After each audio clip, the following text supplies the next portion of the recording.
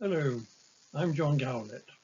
I do research on human origins, human evolution, how we got here. For these earliest times, you can study the fossils, the early hominins, the biological record, or you can look at the earliest technology, the stone tools, as I do, or you can look at the ancient environments. I'm going to talk informally about academic careers in universities and a few things about my own work as an archaeologist and anthropologist. I'm getting a little bit old and grey, but you'll see once I wasn't. This was the very last day I came into King's, till I did come back as a governor. I wasn't the best oarsman, but already I was interested in archaeology and worked on the excavation of the amphitheatre in Chester. I can still remember us finding that Roman altar. From school, I went to Cambridge and read archaeology and anthropology. But it doesn't have to be Cambridge. You can take these subjects in 20 good British universities. And nobody say, you won't get a job. You will. And my former students do interesting things all over the world.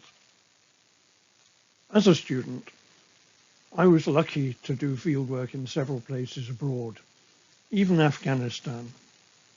I hope you get the chance to travel soon.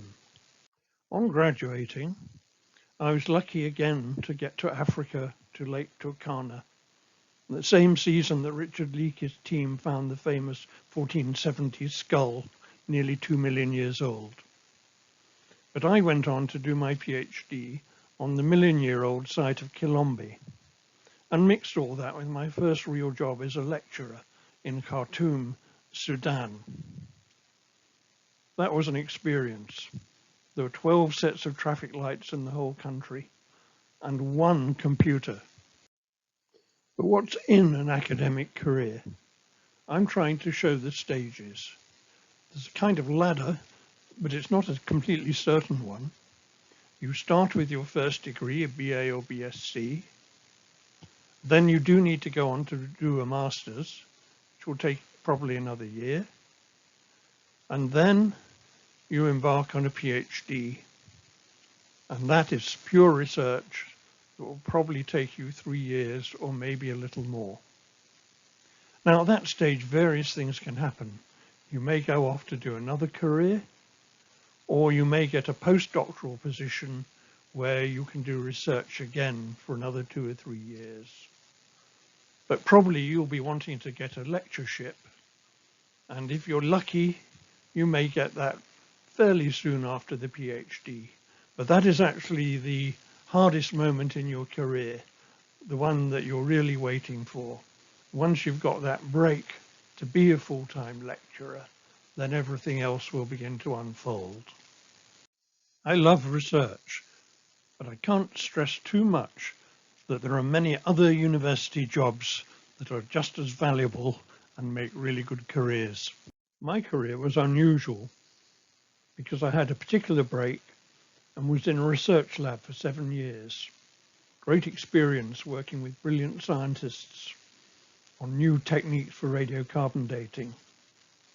And a great experience it was, with things like taking samples from people's suppers from the night before the eruption of Vesuvius in Pompeii, or checking out the Mary Rose. Along the way, I wrote a book and learned just how tricky that can be. But we did get translations into several languages. And you can't just do research. These are some of the jobs that come my way in the department, higher in the university, and then I do a lot with the Royal Anthropological Institute that's based in London. External examining is another task, currently with Dundee. Most challenging, but most enjoyable, is helping National Museums of Kenya, because they need a lot of funding for their regional museums. Then, as they say, publish or die. These are some of our books and papers from the Social Brain Project. You never know if your publications will be noticed or not. A recent pleasure has been the take-up of my Royal Society publication on fire. With climate change and population growth, we need to be really concerned about fire. So the paper is the third most downloaded out of 11,000 for the journal. One of the nicest things is to become linked with one of the great national academies. I was really fortunate to be elected a Fellow of the British Academy, which looks after the humanities and social sciences in Britain and does everything possible to promote them. I've mentioned luck a lot. You've already been lucky with your school.